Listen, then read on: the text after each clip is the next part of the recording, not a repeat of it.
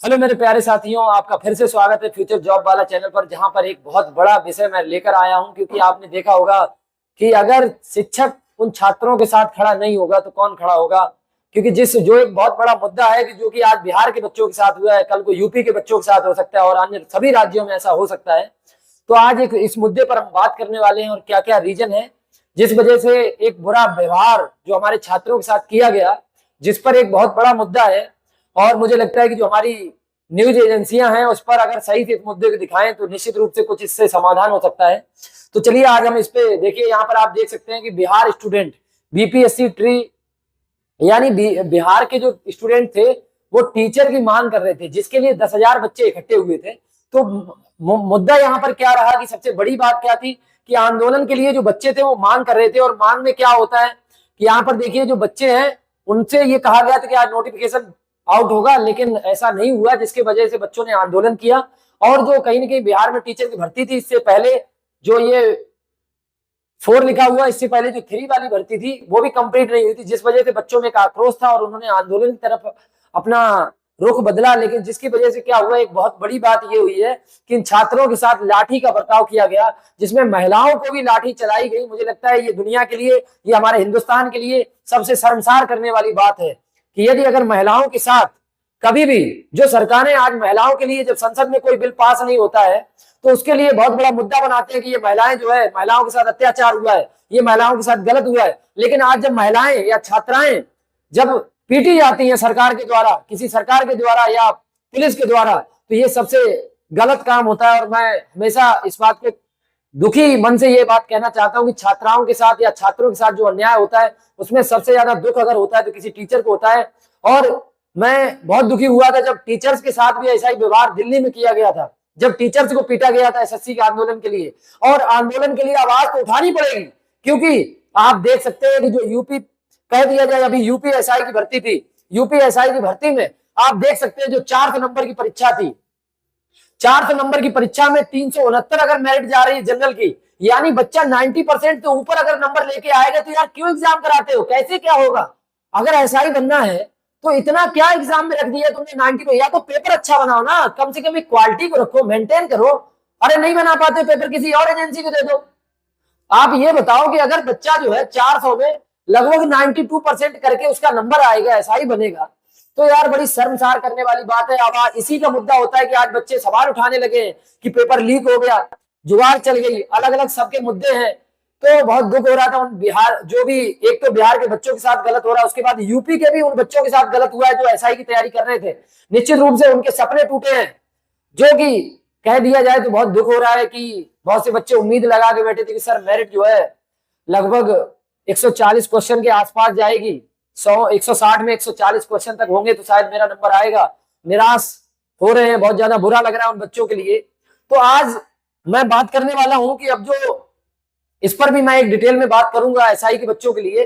और यहां पे देखिए अब मैं इस मुद्दे पे बात करने वाला हूं, जो कि आप देख सकते हैं कि बिहार में जो बच्चे हैं वो आंदोलन कर रहे थे, जिन्हें सरकार के द्वारा, मैं निश्चित रूप से ये कहता हूं कि जब कोई आंदोलन करता है तो आंदोलन को समाप्त करने का प्रयास किया जाना चाहिए, उनकी मांगों को सुनना चाहिए, ना कि उन पर लाठीचार्ज किया करना चाहिए।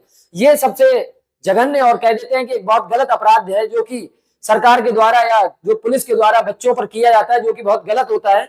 अब मैं बात करने वाला हूं, देखिए यहाँ पर जो न्यूज है, आज इस न्यूज के आधार पर कि पटना की सड़कों पर भयंकर बवाल, जहां पर शिक्षक अभ्यर्थियों पर पुलिस की लाठी चार्ज। यानी अब एक बात बताइए कि लाठी चार्ज जैसा टीचर, बच्चे क्या कर रहे हैं, बच्चे देश के नागरिक नहीं है जो आप इन पर लाठी चार्ज कर रहे हैं? क्या मतलब कोई आंदोलन नहीं कर सकता है? यानी हम अपने देश आजाद कराने के लिए, हमारे जो शहीद हो गए उन्होंने आंदोलन किया था और हम लोग अपनी आवाज नहीं रख सकते हैं?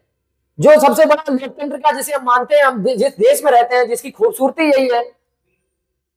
उसके बाद देखिए इस वीडियो के माध्यम से मैं आपको दिखाना चाहता हूं कि देखिए किस तरीके से बच्चों को, छात्र को दौड़ा दौड़ा कर पीटा जा रहा है, कि कितने तरीके से, बर्बर तरीके से। यहाँ पे देखिए आप देख सकते हैं कितने बड़ा यहाँ पर देखिए बच्चों को किस तरीके से दौड़ा दौड़ा कर पीटा जा रहा है। मुझे दुख हो रहा है इस बात का कि ये छात्र हैं, ये बच्चे हैं और इनको इस तरीके से नहीं पीटना चाहिए आपको।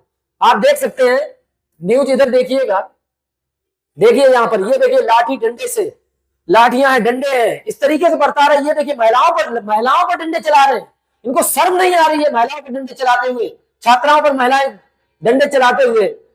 इस तरीके से आप देख सकते हैं कि बहुत ज्यादा दुख था मुझे, और मैंने कहा कि ये मुद्दा जो है आज मैं उठाऊंगा जरूर।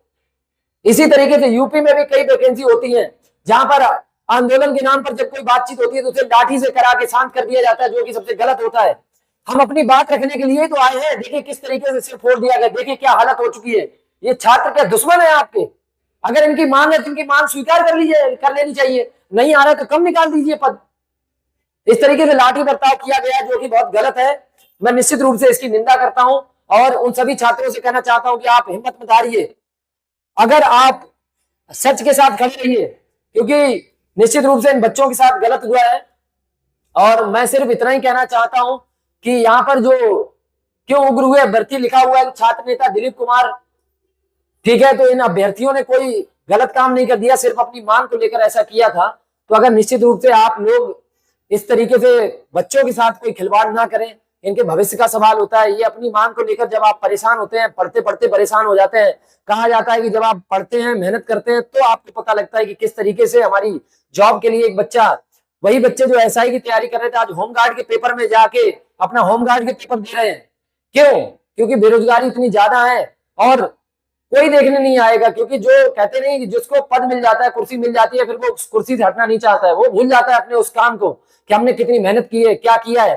तो निश्चित रूप से उन बच्चों की आवाज को सुना जाए। मैं यूपी में भी इसी तरीके से टीचर्स की भर्ती की मांग करता हूँ।